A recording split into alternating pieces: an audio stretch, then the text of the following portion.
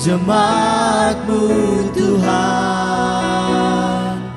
kami Korintus.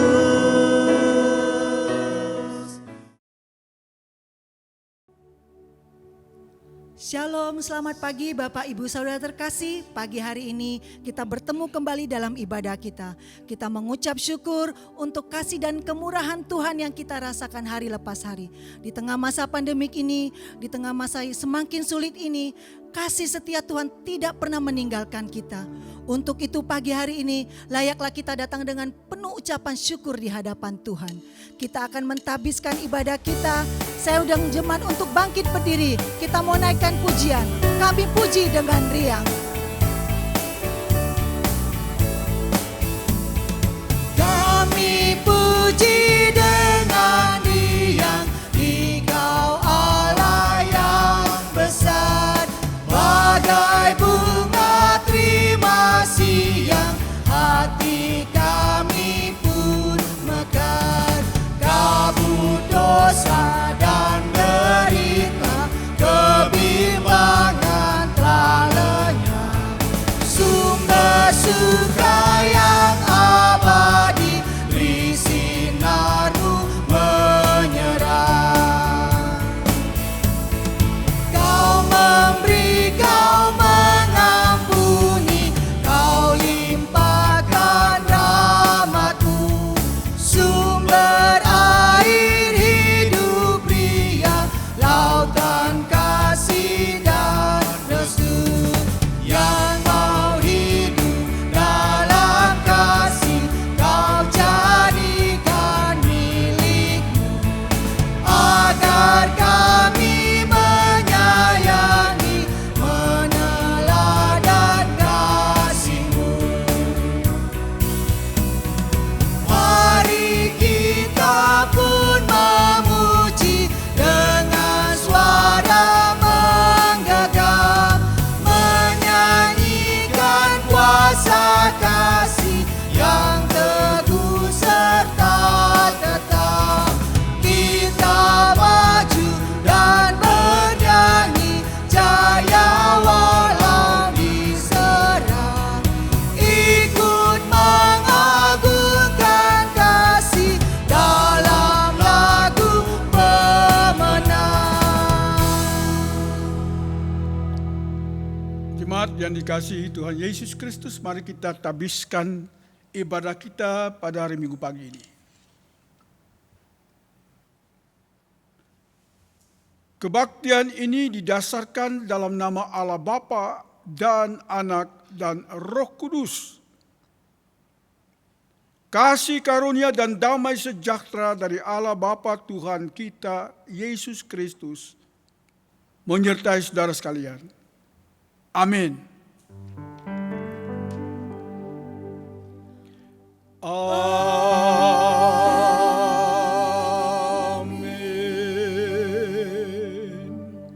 Jemaat, dengarkanlah nats pembimbing kita yang dibacakan dari Injil Matius pasal yang ke-6 ayat yang ke-12 yang mengatakan, dan ampunkanlah dosa kami seperti kami sudah mengampuni mereka yang bersalah kepada kami. Jemaat yang dikasihi Tuhan Yesus Kristus, mari kita menyampaikan pengakuan iman kita dengan seluruh orang percaya di muka bumi ini. Dan masing-masing kita berkata, aku percaya kepada Allah, Bapa yang Maha Kuasa, Khalik langit dan bumi, dan kepada Yesus Kristus, anaknya yang tunggal, Tuhan kita, yang dikandung daripada Roh Kudus, lahir dari anak darah Maria, menderita di bawah pemerintahan Pontius Pilatus, disalibkan, mati dan dikuburkan, turun ke dalam kerajaan maut, pada hari yang ketiga bangkit pula dari antara orang mati, naik ke surga, duduk di sebelah kanan Allah, Bapa yang Maha Kuasa, dan akan datang dari sana untuk menghakimi orang yang hidup dan yang mati. Aku percaya kepada Roh Kudus, gereja yang kudus dan am, persekutuan orang kudus, pengampunan dosa, kebangkitan daging dan hidup yang kekal. Amin. Jemaat dipersilakan duduk kembali. Jemaat terkasih, mari kita mau masuk lebih dalam lagi di hadirat Tuhan. Kita satukan hati kita mau menyembah Tuhan. Tuhan, inilah hidup kami Tuhan.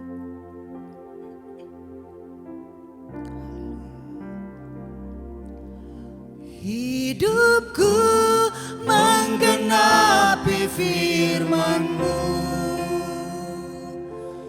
tanda mujizat sertai tiap langkahku.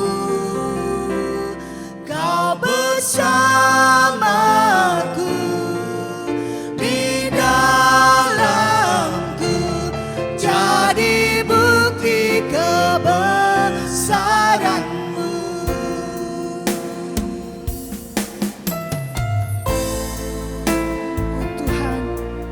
Hidup kami Tuhan, kami mau bawa di dalam hadirat-Mu Tuhan.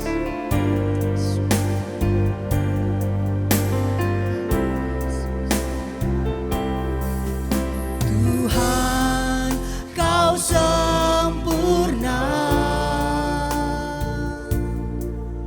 dalam rencana-Mu dan karya-Mu.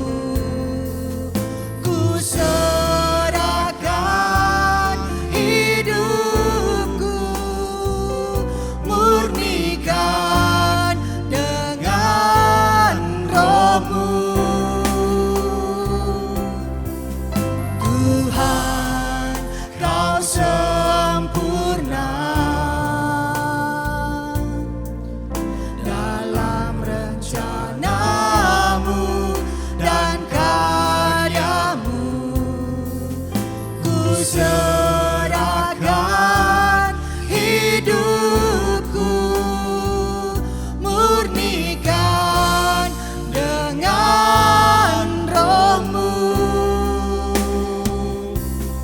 Hidupku menggenapi firman-Mu,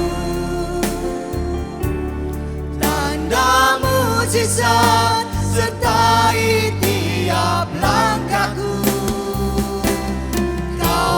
Bersamaku di dalamku, jadi bukti kebesaran-Mu.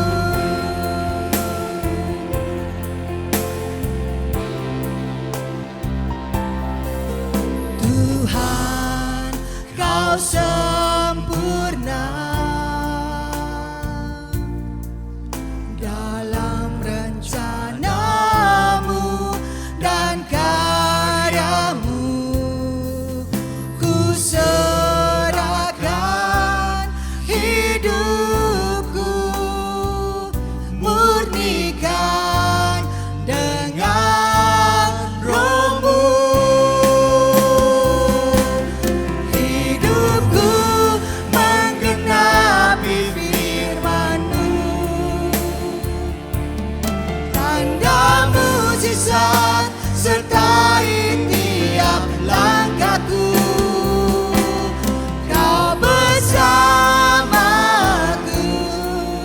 di dalamku, jadi bukti kebesaran. Hidupku menggenapi firman-Mu, tanda mujizat sertai tiap langkahku. Kau bersamaku di dalamku, jadi bukti kebesaran-Mu. Kau bersamaku di dalamku, jadi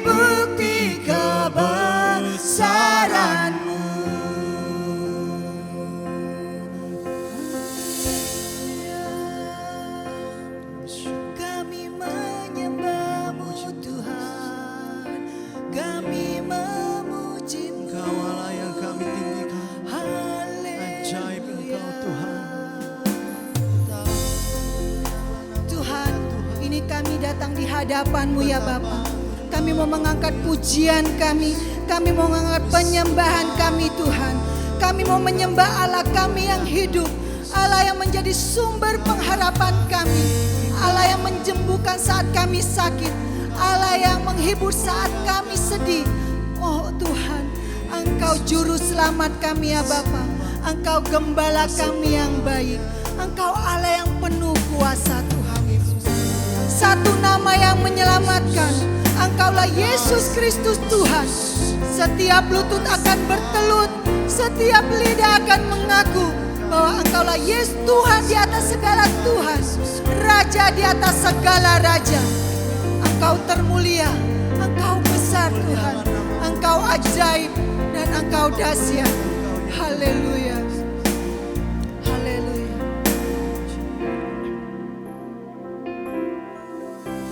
Sembah Kau, ku sembah Kau dengan segenap hatiku, ku sembah Kau, Kau Allah mulia, agung dan besar, layak dipuji, ditinggikan. Yesus ku sembah Kau.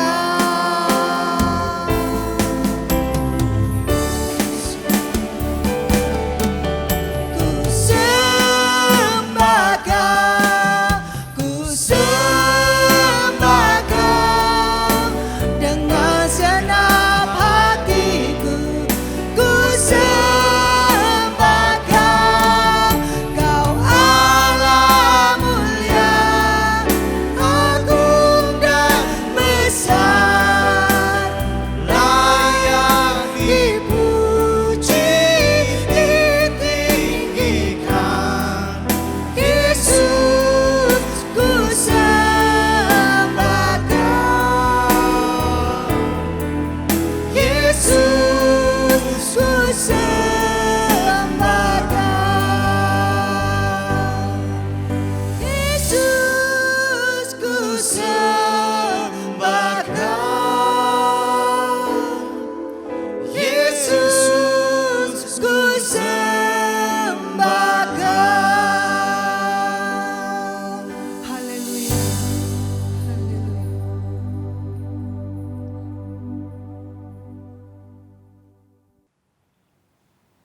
Shalom jemaat yang dikasihi Tuhan. Sebelum kita merenungkan, mari kita membaca terlebih dahulu firman Tuhan dan sebelumnya mari kita berdoa. Bapa kami di dalam surga, kami bersyukur kepadamu. Waktu ini lagi kami boleh merenungkan firman Tuhan bersama-sama, baik yang ibu bapak jemaat yang ada di rumah, saudara-saudara sekalian, dimanapun berada, dan kami di sini mau merenungkannya bersama-sama. Karena itu, lawatlah kami dengan firman Tuhan di dalam ibadah online ini. Baik saya yang menyampaikan, dan ibu bapak yang mendengar, dan saudara-saudara dimanapun, semua diurapi dan diberkati oleh Tuhan. Kami mohon pimpinan-Mu Bapa, di dalam nama Tuhan Yesus, kami berdoa dan mengucap syukur. Amin. Jemaat, mari kita membaca firman Tuhan dari Matius 18, ayat 21 sampai dengan ayat yang ke-35. Matius 18 ayat 21 sampai 35. Mari kita membaca bersama-sama. Kemudian datanglah Petrus dan berkata kepada Yesus, "Tuhan, sampai berapa kali aku harus mengampuni saudaraku jika ia berbuat dosa terhadap aku? Sampai 7 kali?" Yesus berkata kepadanya, "Bukan, aku berkata kepadamu, bukan sampai 7 kali, melainkan sampai 70 kali 7 kali. Sebab hal kerajaan sorga seumpama seorang raja yang hendak mengadakan perhitungan dengan hamba-hambanya. Setelah ia mulai mengadakan perhitungan, ia dihadapkan kepada seorang yang berhutang 10.000 talenta. Tetapi oleh karena itu tidak mampu melunaskan hutangnya, raja itu memerintahkan supaya ia dijual beserta anak istrinya, dan segala miliknya untuk membayar hutangnya. Maka sujudlah hamba itu menyembah dia, katanya, sabarlah dahulu, segala hutangku akan kubayar, akan kulunaskan. Lalu tergeraklah hati raja itu oleh belas kasihan akan hamba itu, sehingga ia membebaskan dan menghapuskan hutangnya. Tetapi ketika hamba itu keluar, ia bertemu dengan seorang hamba lain yang berhutang 100 dinar kepadanya. Ia menangkap dan mencekik kawannya itu, katanya, bayar hutangmu. Maka sujudlah kawan itu dan memohon kepadanya, sabarlah dahulu, utangku itu akan kulunaskan. Tetapi ia menolak dan menyerahkan kawannya itu ke dalam penjara sampai dilunaskan hutangnya. Melihat itu, kawan-kawannya yang lain sangat sedih, lalu menyampaikan segala yang terjadi kepada tuan mereka. Raja itu menyuruh memanggil orang itu dan berkata kepadanya, hai hamba yang jahat, seluruh hutangmu telah kuhapuskan karena engkau memohonkannya kepadaku. Bukankah engkau pun harus mengasihani kawanmu seperti aku telah mengasihani engkau? Maka marahlah tuannya itu dan menyerahkannya kepada algojo sampai ia melunaskan seluruh hutangnya. Maka Bapakku yang di sorga akan berbuat demikian juga terhadap kamu, apabila kamu masing-masing tidak mengampuni saudara-saudaramu segenap hati. Ibu bapak jemaat yang dikasihi Tuhan, tema kali ini ialah mengampuni karena kita sudah diampuni. Ini tema yang paling berat. Semua orang mempunyai dendam, mempunyai musuh dan sebagainya, ya. Namun kalau kita melihat ayat ini, mengapa kita harus mengampuni? Ini perintah firman Tuhan. Dapatkah kita mengampuni? Ini merupakan hal yang sangat sulit dilakukan oleh manusia. Sebab apa? Mengampuni ini melibatkan segala faktor emosional, psikologis, seperti apa ya?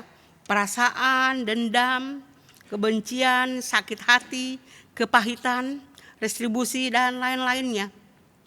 Namun dalam perumpamaan ini sebetulnya masih ada kaitannya dengan ayat-ayat sebelumnya, pasal 18 seperti ayat 15 sampai 17 tentang orang-orang yang melakukan pelanggaran.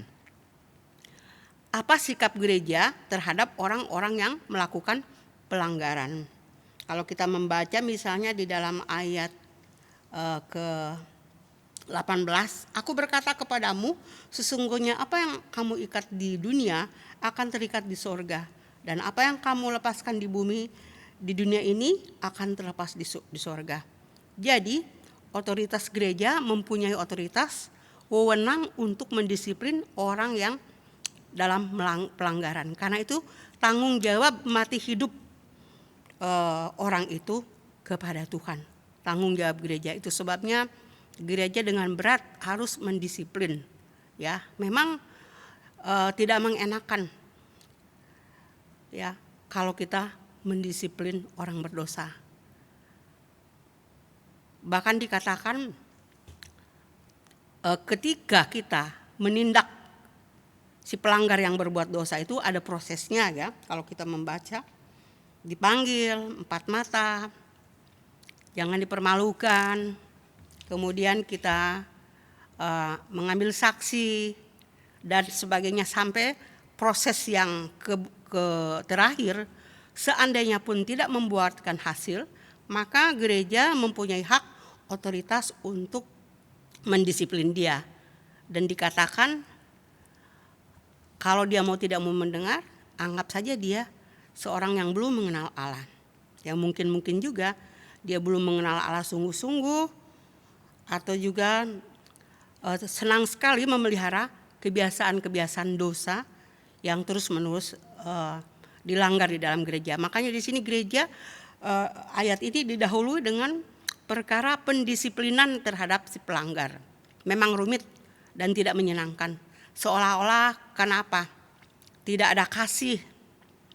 Sedangkan lagu tadi mengatakan kita kasih pasti lemah lembut dan sebagainya.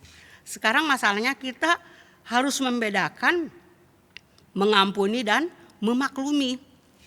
Biarlah saja, kasihan toh dia kan mau sama-sama kita gabung melayani, ampuni dia. Apalagi kalau orang itu tidak mau mengakui kesalahannya ya. Walaupun ada saksi-saksi, di sini harusnya terbuka untuk memanggil dia kepada jemaat, dibawa dalam sidang jemaat. Namun kadang-kadang tidak membuahkan hasil juga dan tidak mau mengaku dengan jujur. Daripada dia mengaku dengan jujur, sebelum diperhadapkan kepada saksi-saksi, dia pun sudah hilang. Kadang-kadang seperti itu ya, karena merasa dipermalukan dan sebagainya. Sesungguhnya kalau dia jujur, gereja adalah kumpulan orang-orang berdosa yang tidak ada sempurna, kita tidak bisa munafik. Ya. Namun kita ini orang yang sudah dibenarkan oleh Tuhan terus-menerus disucikan, dan apabila melihat pelanggaran di dalam saudara-saudara kita, kita harus dengan memberitahukannya kepada dia, bukan mempermalukan. Namun masalahnya orang itu kadang-kadang seperti itu ya, keras hati, bahkan lebih suka mencari penguatan ke sana kemari. Nah di sini kalau dosa ini ditutup-tutupi dan tidak dibereskan, ini akan menjalar kepada sesama yang lain, sehingga citra atau kesaksian gereja menjadi rusak. Dan ini seringkali banyak kasus yang kami alami, tahu-tahu orang itu udah disiplin belum, sudah ada di sana. Di sana apa? Melayani, dikasih tingkat pelayanan lagi. Ya sudahlah. Dan biasanya tidak lama seperti itu. Oleh sebab itu gereja mempunyai otoritas di dalam orang yang tenggelam di dalam dosa. Karena ini tanggung jawab gereja. Hanya masalahnya kalau orang itu membutuhkan pengampunan, jujur dan terbuka, ya, diharapkan nanti ada faktor yang positif berbentuk ya seperti sadar bahwa dia itu juga orang berdosa, menerima pengampunan. Kita diharapkan terjadi konsiliasi, penyesalan, konsesi, pertobatan, penebusan dan sebagainya, sehingga mengalami damai sejahtera. Karena dosa yang ditutup-tutupi dan tidak dibereskan itu akan menjadi buruk citra gereja kalau sikap disiplin diremehkan. Apalagi kalau kita misalnya pengurus-pengurus gereja kompromi, di sini firman Tuhan didahulukan dengan seperti ini. Namun apapun disiplin di sini harus berdasarkan kasih dan pengampunan. Seperti tadi saya katakan, karena kita ini adalah komunitas orang yang berdosa, yang terus-menerus mengalami pengampunan, maka kita saling mengingatkan dalam kasih, dalam kekudusan, saling minta maaf dan terus-menerus. Di dalam pembicaraan ini, ya perikop ini Petrus sebetulnya mengajukan pertanyaan ya di dalam ayat 20 berapa itu? 1. Berapa kali kalau sampai orang berbuat dosa itu diampuni? Sebetulnya dalam hukum Yahudi dikasih bilangan 3 kali. Lalu Petrus ingin mengangkat lebih tinggi lagi 7 kali mungkin ya. Disangkanya mungkin dia akan dipuji oleh Tuhan. Tapi Tuhan bilang apa? Dia memakai hiperbola, bukan 7 kali, tapi 7 kali 70. 7 kali 7, 49. Tambah nolnya 2, 490 kali. Artinya tidak ada batas. Mengapa? Karena Tuhan Yesus juga memberikan kasih yang unconditional love atau agape. Kasih yang tertinggi itu yang tidak ada batas. Sampai kapanpun orang itu menyakiti dan menyakiti terus ya. Memang disinilah makanya ada perumpamaan seorang hamba yang dikatakan mempunyai utang berapa? 10.000 talenta. Mungkin kalau diasumsikan mungkin taruhlah uang 50.000 sekarang kali 6.000 dinar, hitung saja angkanya jadi 12 nolnya, kira-kira 3 triliun mungkin ya. Nah di dalam ayat 24 itu. Mengadakan perhitungan, hamba itu mempunyai hutang kepada raja di dalam perumpamaan itu. Karena dia tidak mampu membayar, maka raja mau menjual istri dan anak-anaknya sebagai budak dan disita kepunyaannya. Nah, di sini ketakutan ayat 26, sujudlah hamba itu menyembah dia, katanya, sabarlah dahulu, segala hutangku akan kulunaskan. Artinya apa? Dia tidak mampu, ya. Maka ayat 27, tergeraklah hati raja itu oleh belas kasihan. Hamba itu dibebaskan dan diampuni hutangnya. Namun dilihat di sini, ketika dia baru saja keluar dari pertemuan dengan raja itu, dia melihat kawannya yang punya hutang cuma 100 dinar. Kalau dikalikan mungkin ya enggak seberapa sih dengan hutang dia. Berapa? 3 triliun. Kalau dia mungkin kira-kira cuma 5 juta rupiah aja. Tapi dia meminta untuk membayarnya. Nah, sebetulnya tidak sebanding ya hutang dia, dosa orang lain, tidak sebanding kalau dipikir dengan dosanya dia. Di sini harus digarisbawahi bahwa sikap tidak mau mengasihi si hamba yang punya hutang ini, padahal hutangnya dia lebih besar, telah dihapus. Di sini kita lihat bahwa ketidakmampuan untuk mengampuni ini akibatnya juga dilaporkan oleh kawan-kawannya. Dan ayat 31, dia berbuah tidak akan dicabut pengampunannya oleh si pengampun. Ini serius di dalam firman Tuhan ini. Nah, sekarang saya mau mengambil contoh tentang kisahnya Paulus di dalam perjalanan misi pertama di Pafos, di Perga, di Selikia. Dia berlayar ke Pulau Siprus. Di situ dia berjalan dengan Barnabas. Kemudian ada Yohanes yang disebut Markus pergi. Tapi sampai di Salamis, di kota Pafos itu, tidak punya alasan yang jelas, Markus itu meninggalkannya. Memang nggak dijelaskan, memang di situ mungkin disangkanya misi itu mau jalan-jalan saja, mau enak-enak. Di situ terjadi di Pulau Siprus itu ada satu gubernur yang mau dilayani, tapi dihalangi oleh si dukunnya Yahudi, Elimas, disebut Bar Yesus. Namun orang ini bertobat. Pendek cerita bahwa di dalam Kisah Rasul 15 terjadi perselisihan yang tajam antara Barnabas dengan Paulus. Kenapa? Gara-gara Markus. Barnabas ini orang baik hati, dikatakan maklumi aja, bawa aja Markus ini untuk mengisi tim kita.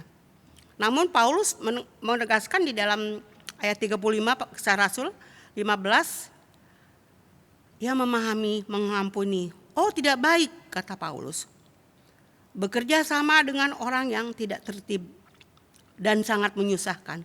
Buat saya tidak. Ya. Ini sepertinya seolah-olah dia tidak bisa mengampuni, tidak bisa memahami, memaklumi melihat Markus ini. Tapi saya yakin bahwa Paulus ini seorang hamba Tuhan dan rasul yang sungguh tulus. Pengampunan harus berjalan terus dan dia terus melanjutkan perjalanan misinya. Mengingat apa? Pengampunan harus digemakan terus. Semua orang butuh pengampunan. Bukan berarti bahwa dia tidak mengasihi, tidak memikirkan Markus. Ada jalan yang harus dia tempuh nomor 1 daripada mengurus orang yang tidak jujur, tidak minta maaf, tidak menyelesaikan. Ya, tidak ada rekonsiliasi kalau orang tidak jujur, terkatung-katung. Buat Paulus ialah tidak bisa diputuskan.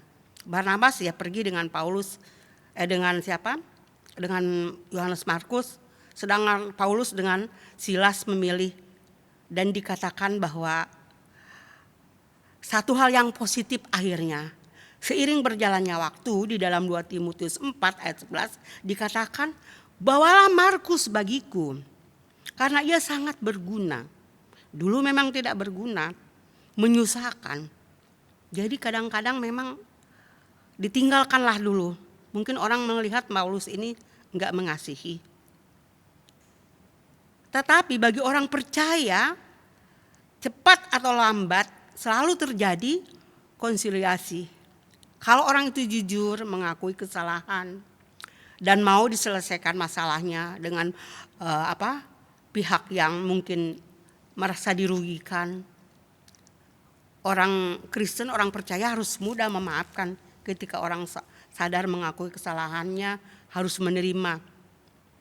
Nah, saya yakin bahwa Markus itu mungkin pada waktu itu berlindung kepada Barnabas, orang yang baik hati itu. Tetapi buat Paulus tidak peduli. Di dalam orang Kristen, orang percaya, ketika seolah-olah Allah Maha tahu bahwa keberdosaan manusia ini tidak sanggup meredam emosi itu, maka hanya satu, doa. Doa pengampunan masih bergema di hati orang percaya. Seperti tadi di dalam nas pembimbing. Bapa, ampunilah dosa kami seperti kami mengampuni dosa orang lain kepada saya. Saya mengampuni, saya sudah memaafkan. Tapi jangan dulu lihat muka dia saat ini, karena saya masih jengkel. Itu alasan kita ya. Tapi jauh di dalam lubuk hati sebetulnya kerinduan rekonsiliasi itu ada. Dan doa saya yakin bahwa kita kepada musuh kita doakan, bukan? Tuhan, saya ingin mengasihi tapi saya tidak mampu. Seolah-olah Allah itu Maha tahu keberdosaan kita ini tidak sanggup meredam emosi kita. Namun saya yakin-yakinnya orang-orang yang selalu berdoa untuk musuhnya itu senantiasa Tuhan tahu bahwa kita ini juga tidak sanggup. Ini pekerjaan Roh Kudus. Nah, di sini kita melihat bahwa ada memang orang yang sudah diampuni justru menuntut keadilan kepada sesamanya yang berutang tadi itu. Oh, bahkan dia bilang saya cekik, baru kesalahannya sedikit saja sudah dendam, membara, ingin membunuh ya. Kadang-kadang harga dirinya terlalu tinggi untuk membiarkan dia hidup hadir. Karena apa? Lupa dirinya sudah diampuni. Orang yang sudah diampuni, harga dirinya itu sama dengan dia, membutuhkan pengampunan. Hanya masalahnya kita tidak rela, sampai mati pun saya tidak akan melihat dia. Nah, kalau sampai seperti ini, Tuhan bilang apa? Pengampunanmu pun dicabut kalau kita lihat perumpamaan ini kan. Makanya sesadar-sadarnya, walaupun kita jengkel sama orang, di dalam hati kita, Tuhan, orang yang selalu mengingat-ingat kesalahan orang, Tuhan tidak ingat. Tuhan, sejauh timur dari barat, Mazmur 103, setinggi langit di atas bumi, demikian jauh pelanggaranmu itu seperti dibuangnya ke laut yang dalam, dilupakannya. Nah, kita senantiasa merewind, ingat-ingat kesalahan orang lain. Padahal Tuhan sudah mengampuni. Ya oke, kita tindak. Tapi kesalahannya jangan diomong-omong terus, didoakan. Karena apa? Hati orang percaya itu yakin bahwa masih ada gema pengampunan di dalam dirinya. Jadi pengampunan harus menjadi salah satu sifat yang ada di dalam diri orang percaya. Sebab apa? Kita sama-sama pendosa, membutuhkan pengampunan Allah. Jika Allah mau mengampuni segala pelanggaran manusia berdosa, maka kita juga sudah menjadi keharusan. Makanya orang percaya kalau sampai dendam kesumat, bunuh-membunuh, itu saya yakin dia belum menjadi anak Allah yang betul-betul. Sebaliknya juga memaklumi dosa orang, menganggap ringan juga, kita juga kasih yang salah. Kenapa? Kita ya kasihan, memaklumi, berpura-pura baik. Justru kita menjerumuskan dia juga. Kadang-kadang tidak berani mengambil ketegasan, padahal kita diberikan otoritas. Memang tidak mudah. Sudahkah kita mengampuni orang lain? Jika belum dan hal itu terasa sulit, maka berdoalah. Minta agar Tuhan memampukan kita untuk mengampuni. Dan suatu saat musuh kita juga akan datang di kaki Tuhan, balik pengampunan. Dan kalau dia datang meminta maaf, meminta ampun kita, Allah yang begitu besar hati, kasihnya yang tidak pamrih, kasih agape itu, masakan kita tidak bisa? Kiranya Tuhan memberkati. Mari kita berdoa. Bapa di surga, terima kasih untuk pengampunan yang Kau beri. kasih yang unconditional, yang menerima kami apa adanya. Kami juga sadar melihat orang-orang yang menjengkelkan, kami lupa bahwa kami sudah diampuni. Tetapi kasih dan pengampunan itu terus bergema di dalam sanubari kami, dalam nurani kami. Tatkala kami ingin mematikan, toh kuasa Tuhan jauh lebih besar. Oleh karena itu tolonglah kami hidup di dalam doa pengampunan, mendoakan musuh-musuh, mengasihi dan juga memberkati mereka walaupun berat. Karena mereka juga dikasihi oleh Tuhan. Musuh yang kami juga ingin lenyapkan, ingin benci, sadarkan kami bahwa mereka juga adalah kekasih-kekasih Allah yang harus dikasihi. Maka betapa besarnya juga dosa kami di hadapan Tuhan. Kami hanya dapat berdoa, suatu saat Engkau mengembalikan orang-orang yang tidak cocok dengan kami, satu saat akan berkumpul bersama, berkonsolidasi untuk sungguh-sungguh memuliakan Allah di surga sampai kepada persahabatan yang kekal. Di dalam nama Tuhan Yesus kami berdoa dan mengucap syukur untuk firman-Mu. Amin. Jemaat terkasih, kita akan memberikan persembahan. Persembahan mohon dapat ditransfer ke rekening gereja yang tercantum di layar Bapak Ibu sekalian di dalam tayangan ibadah hari ini. Jangan lupa untuk mencantumkan nama pengirim apabila persembahan sudah ditransfer ataupun diserahkan ke bendahara gereja. Gembala dan majelis jemaat mengucapkan terima kasih untuk setiap persembahan yang sudah diberikan, baik melalui transfer ataupun diserahkan ke bendahara gereja. Tuhan Yesus memberkati setiap usaha, pekerjaan dan pelayanan Bapak Ibu sekalian. Mari kita satu dalam doa. Bapa di dalam surga, kami mengucap syukur Tuhan, Engkau terus memberkati kesehatan kami, Engkau memberkati pekerjaan kami, Engkau memberkati usaha kami. Sebagai ungkapan rasa syukur kami Tuhan, kami mau memberikan persembahan ya Bapa. Berkati setiap tangan-tangan sudah memberi, berkati persembahan kami ini Tuhan, sehingga dapat dipakai untuk pelayanan di gereja kami dan juga untuk membantu para hamba-hamba Tuhan yang melayani di ladang misi. Terima kasih Tuhan, sucikan dan kuduskan persembahan kami sehingga layak di hadapan-Mu ya Bapa. Terima kasih Tuhan Yesus, dalam nama Tuhan Yesus kami telah berdoa dan mengucap syukur. Haleluya, amin. Kita akan naikkan pujian, hari ini kurasa bahagia.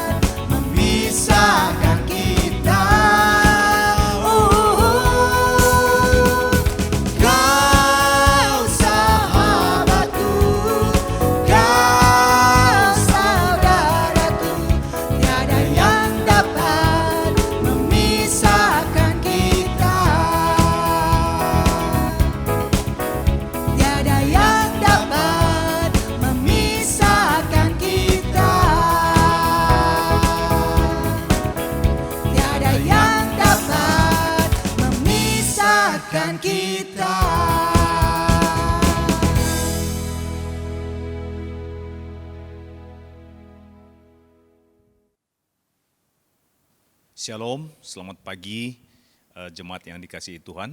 Mari kita bersama-sama menaikkan doa syafaat kita kepada Tuhan. Mari kita bersatu dalam doa. Allah Bapa, di dalam nama Tuhan Yesus, kembali kami bersyukur kepadamu ya Tuhan pada pagi hari ini, atas segala kasih karunia Tuhan yang sudah kami terima sepanjang minggu yang telah kami lalui. Terima kasih ya Bapa, atas berkat-Mu, atas perlindungan-Mu, atas kuasa Tuhan yang boleh kami rasakan sepanjang minggu yang sudah kami lalui ini.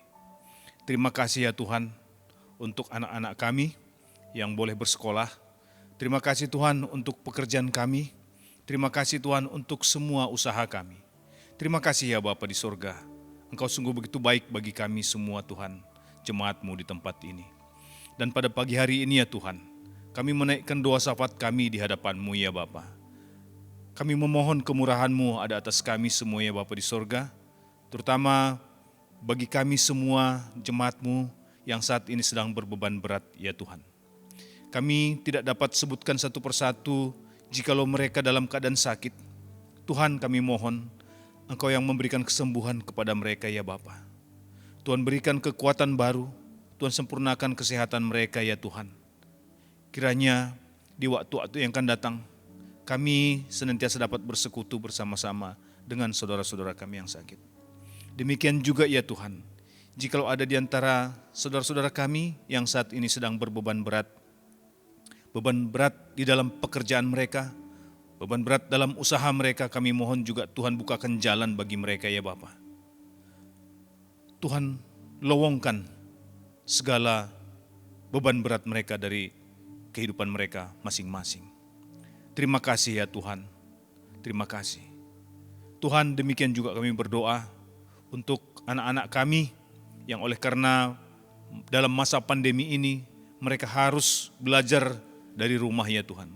Kami mohon juga kemurahan-Mu bagi mereka ya Bapa.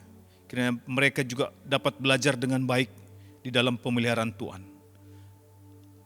Terima kasih Bapa, terima kasih. Demikian juga untuk saudara-saudara kami semuanya yang saat ini juga bekerja dari rumah ataupun bekerja ke kantor ya Tuhan. Kami mohon juga perlindungan yang daripada-Mu kiranya tetap ada atas mereka. Tuhan, luputkan segala wabah yang terjadi saat ini dari tengah-tengah kehidupan mereka ya Bapa. Tuhan berikan kemampuan kepada mereka. Tuhan berikan imun mereka sehingga tinggi untuk bisa melawan segala virus-virus yang saat ini sedang mengganggu kesehatan orang-orang yang ada di Indonesia ini Tuhan.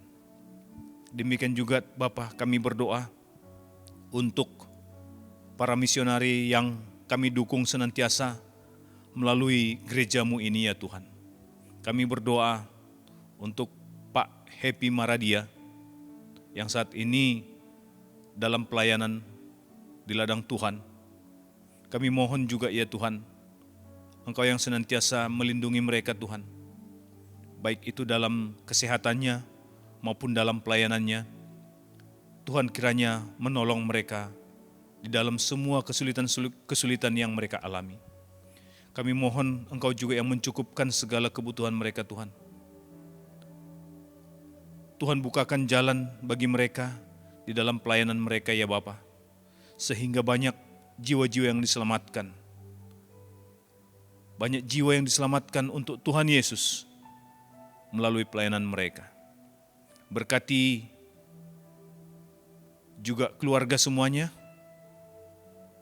berkati anak-anak, dan berkati semua keluarga yang mendukung mereka ya Bapa. Berkati pelayanan mereka senantiasa Tuhan. Demikian juga kami berdoa untuk keluarga Pit Hengkesa ya Bapa. Di dalam pelayanan mereka di ladang Tuhan juga kami berdoa. Engkau yang mencukupkan segala kebutuhan mereka ya Bapa. Mencukupkan segala kebutuhan mereka dalam pelayanan mereka.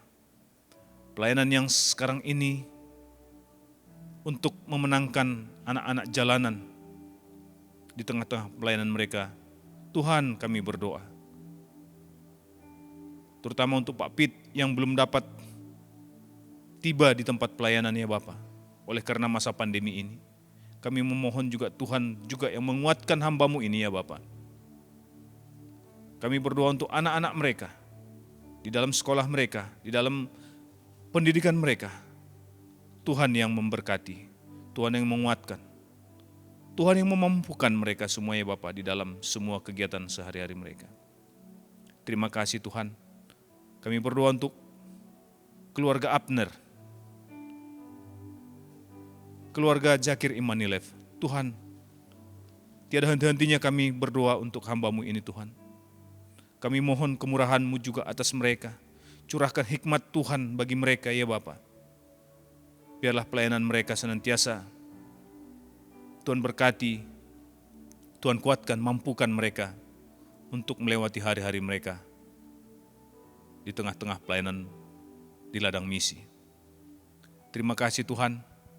Demikian juga kami berdoa untuk pelayanan kami Tuhan, untuk suku terabaikan di dalam negeri.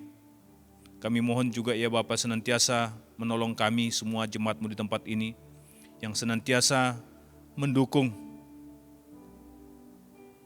untuk memenangkan jiwa-jiwa bagi Tuhan.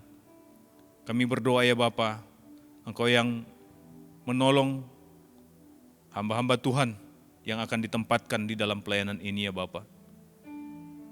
Tuhan yang memberikan kekuatan, Tuhan yang membukakan jalan, terutama untuk rumah singgah yang sudah ada, kiranya boleh dipakai untuk pembelajaran bagi suku-suku terabaikan yang saat ini sudah berdiri ya Bapa di surga.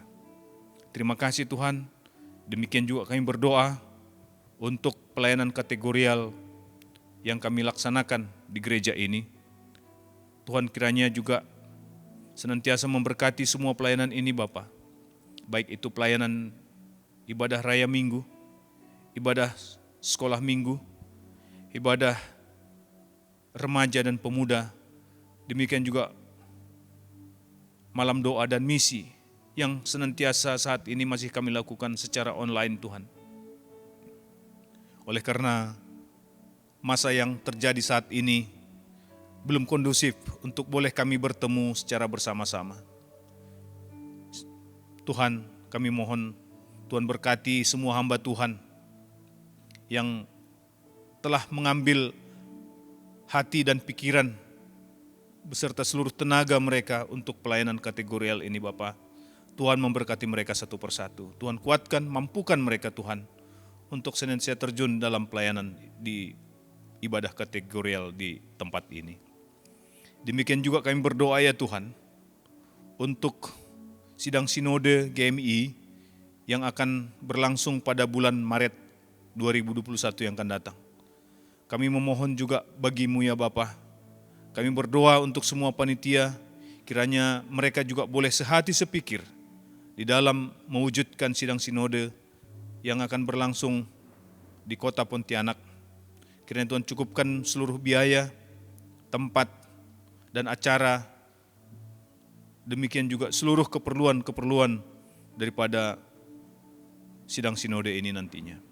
Terima kasih Bapa. Dan akhirnya kami berdoa juga untuk bangsa dan negara ini. Kami berdoa untuk pimpinan tertinggi di negeri ini sampai kepada pimpinan yang terendah. Kiranya Tuhan juga memberkati mereka. Berkati presiden, gubernur, wali kota, bupati, camat, sampai kepada lurah. Para menteri semuanya Tuhan. Kiranya hikmat yang daripada Tuhan melingkupi mereka senantiasa di dalam mereka menjalankan roda pemerintahan di negeri ini ya Tuhan. Biarlah bangsa ini menjadi bangsa yang besar, bangsa yang takut Tuhan, dan bangsa yang diberkati oleh Tuhan. Menjadi bangsa yang besar, bangsa yang diakui oleh dunia. Terima kasih Tuhan. Inilah permohonan dan doa kami ya Bapa, yang belum sempurna, dan kami berdoa di dalam nama Tuhan Yesus yang sudah mengajar kami berdoa. Bapa kami yang di sorga, dikuduskanlah nama-Mu, datanglah kerajaan-Mu, jadilah kehendak-Mu di bumi seperti di sorga. Berikanlah kami pada hari ini makanan kami yang secukupnya, dan ampunilah kami akan kesalahan kami, seperti kami juga mengampuni orang yang bersalah kepada kami.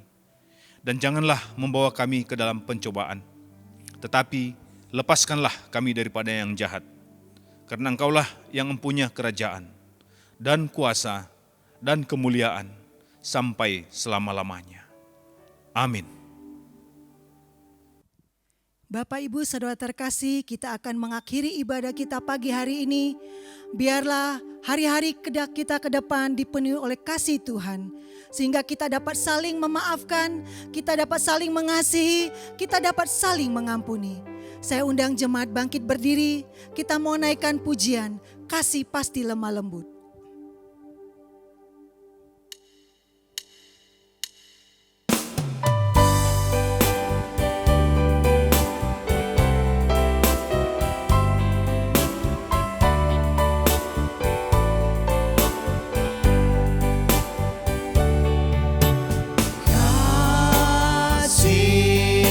Pasti lemah lembut, kasih pasti memaafkan, kasih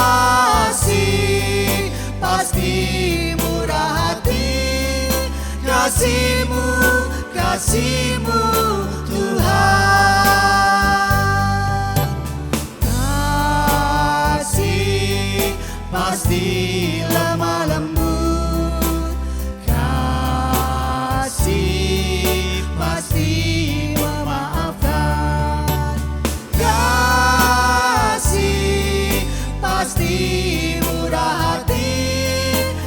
Kasih-Mu Tuhan, ajarilah kami ini saling mengasihi, ajarilah kami ini saling mengampuni, ajarilah kami ini kasih-Mu ya Tuhan, kasih-Mu kudus tiada batasnya.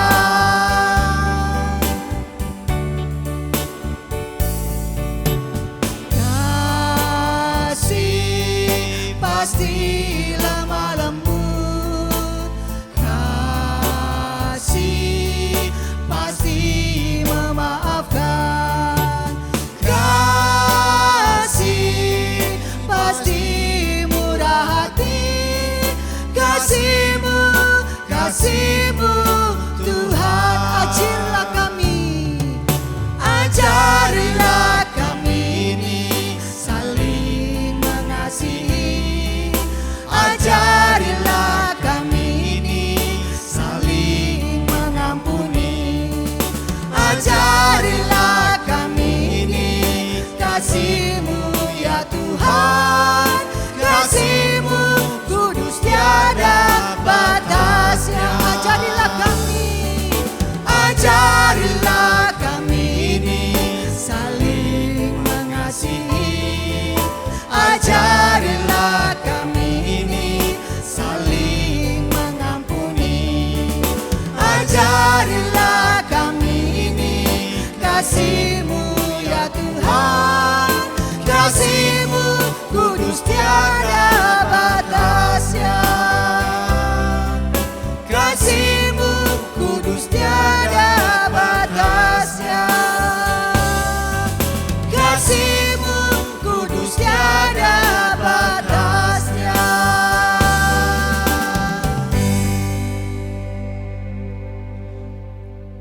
Mari kita berdoa.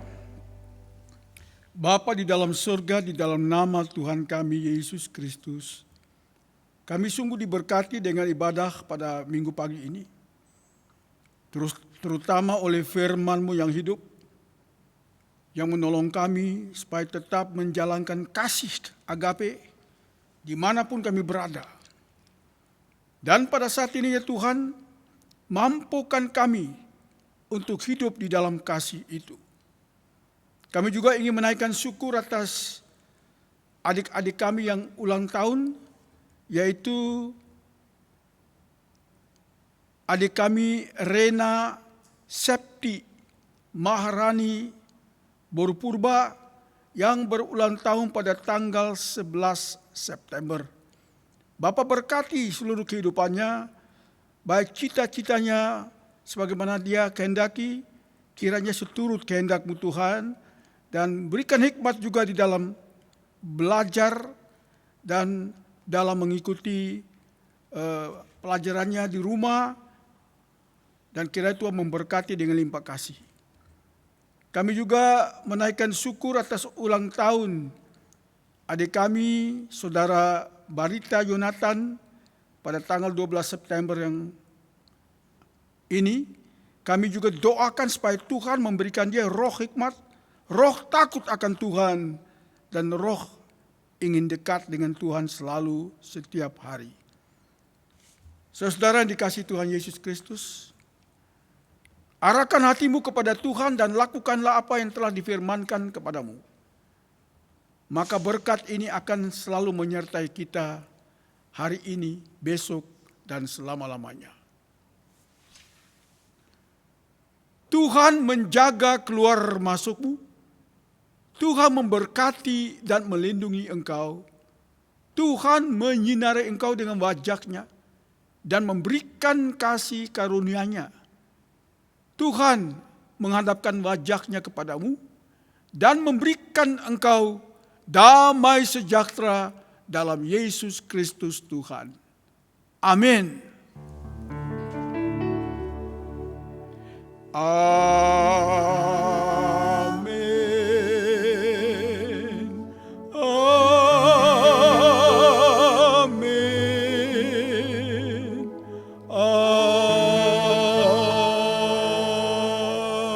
Amin.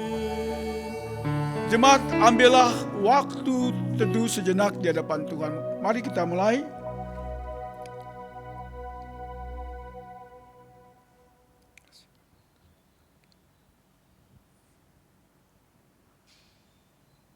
Amin. Selamat hari Minggu. Tuhan Yesus memberkati kita dengan limpah kasih-Nya.